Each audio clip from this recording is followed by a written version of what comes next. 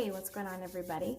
I wanted to make a quick video to talk about some comments that Zack Snyder had made at his recent festival that he had, SnyderCon, Zack Snyder Con type of thing that he had, where he was showing director's cuts of some of his movies like Watchmen and BVS.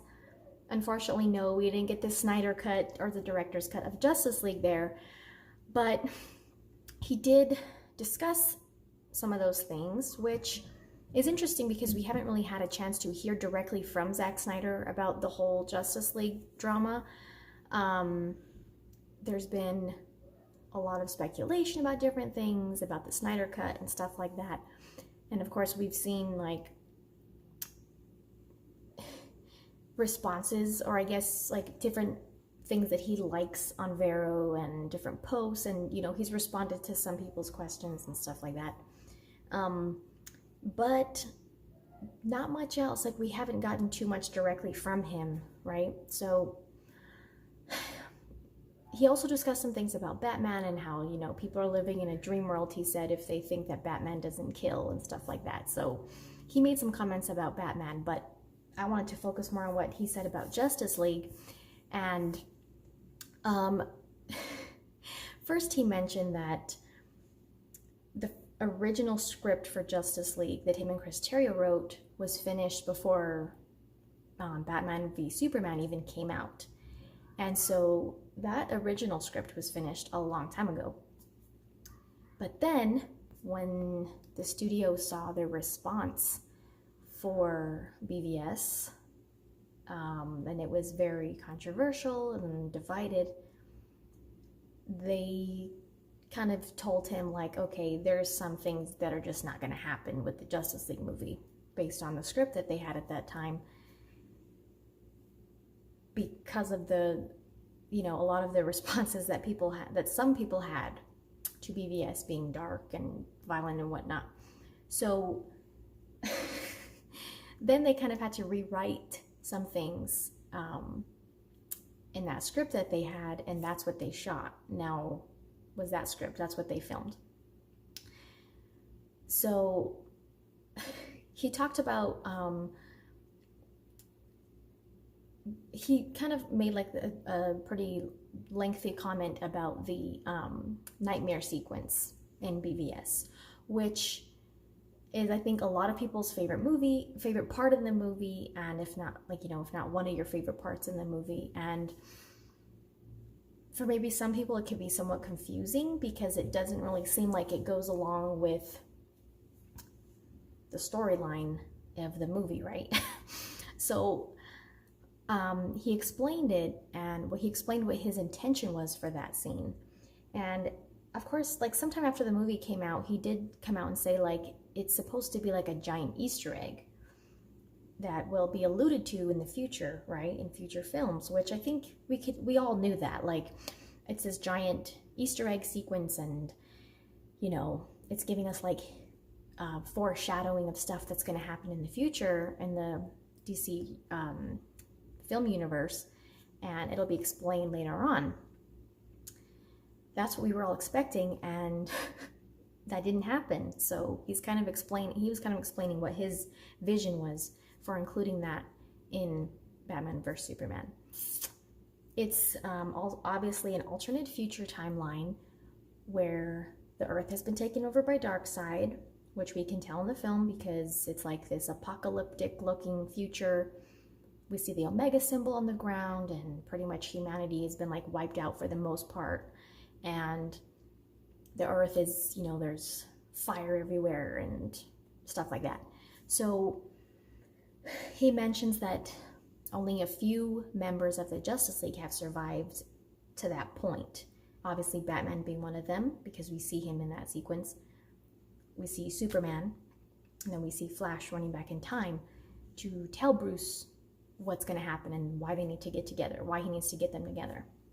So we know of those 3 Justice League members. He also mentioned, that's who we see in the Knightmare scene. He mentions also that Cyborg survives this timeline, and that him and Bruce are talking about time jumping, and that he mentions like they're deciding when to do it, at what point in time, and that the earth has to like be in the correct space, spot in the time space continuum and stuff like that, so that it has to be at the exact right moment, right? And so they decide that they're going to try to time jump right before, and he said this very nonchalantly, and everyone kind of went crazy who was there, right before Darkseid arrives at the Batcave and kills Lois. And he kind of just tried to roll on past that as if no one was going to freak out about it. Because, oh my God, like, wow. Okay, yes, we all know that something happens to Lois, right? Because, sorry, I'll go back to this, hold on. Because that happens to Lois, this causes Superman to succumb to the anti-life equation, hence he kills Batman. We know that obviously he's evil in this timeline in the future, because we see him obviously kill Batman and the other guys with him. And so we know that something has happened to Lois. We knew that something happens to her based on what the Flash tells Batman, what tells Bruce when he goes, Lois is the key, but he knows that he showed up too soon because that hasn't happened yet, right? So he tells Bruce that Lois is the key, and we know that Superman tells Bruce that she was my world, you took her from me. And so we know that something happens to Lois that causes Superman to just flip it and, turn evil. And so, but we don't know exactly what happens. Like, you can guess that she probably died somehow, but we don't exactly know why he blames Bruce for that. And so now we know. And I mean, it probably had to be something like, Bruce promised Superman that he would protect Lois at the Batcave or whatever, and because why else would she be there, And so I'm guessing he probably promised Superman he would keep her safe. That didn't happen. Superman freaks out, doesn't really have any reason to be good anymore, succumbs to the anti-life equation, blames Bruce and kills him for it. So that was a pretty big reveal coming from Zack Snyder himself. And like I said, we've all had speculations. Yes, we can kind of piece together what's happening or what was meant to happen. But it's just crazy when we hear these things directly from him, especially since we haven't really gotten to hear much from him since Justice League came out. And that this was all going to be explained and addressed, And there was originally going to be two Justice League. It was going to be a two-part movie, so maybe not all of it would have been addressed in the movie that we were supposed to get from Zack Snyder. Maybe it would have been, in two parts, because it's kind of a lot, right? That's heavy stuff. And so, but I don't know. I just, like, after seeing BVS, I couldn't wait to see how that part of the movie, the Knightmare sequence, was going to come up again in the next movies. Like, whether it was all going to be in the first Justice League movie, if it was going to be in two-part Justice League movie, first and second, like however they were going to do it, that was one of the things I was looking most forward to. I really wanted to know everything that they were going to show us. And, one of my favorite parts in that movie is obviously the Knightmare sequence, but my favorite part of that sequence is seeing the Flash time travel. And Bruce is like, I don't know what's going on, because all this is not, he doesn't go at the right time. And so, but obviously then Bruce knows he has to find these people and etc. But, oh my God, and then seeing Superman like that in the Knightmare scene, oh man, like I just wanted to see how all of that was going to be addressed in the next movie. Like, usually we see stuff like that, like scenes like that don't really fit into the current storyline that's going on. They're kind of just like, for some people it felt misplaced. For me it didn't, but for a lot of people it did, because it was kind of like, okay, what just happened? Now everything's back to, Bruce is waiting on the data to load or whatever. But like a lot of those times, chunks like that of stuff that's kind of happening outside of what's actually going on in the movie, we see those like in credit scenes, post credit scenes, mid credit scenes, whatever. But this was actually in the movie, and so I really wanted to know how they were going to address that, and I was expecting to at least see some of it addressed in Justice League, but obviously we didn't get that.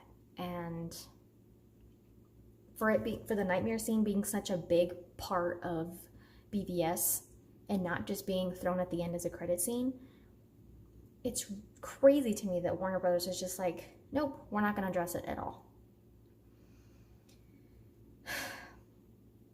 Because even in the trailers for Justice League, Bruce is kind of telling Diana like something darker is coming, something, we have to get together, and all of this stuff. Like, you hear these little tidbits of things that Bruce is saying because he's the only one who knows, and he's saying these things that refer back to what he saw in the Knightmare scene, and nothing, even some of those little dialogue parts were taken out of Justice League. So they were just like, we're not going to address it at all. So it was crazy to hear Zack Snyder say that. And I don't know, maybe someday we'll get the Snyder Cut. I'm sure he wants people to see it, his fans who love Man of Steel and BVS and who were super excited to see his Justice League movie. I don't know if he has the rights to do that legally, but I'm sure he wants people to see it. I mean, he had a lot of passion for this movie, this trilogy that he was supposed to do, and it kind of just got blown up, and it's really unfortunate for him and for us who really wanted to see his version of Justice League. Who knows? I don't think Warner Brothers will ever do it. Like, I'd be really surprised if they ever do.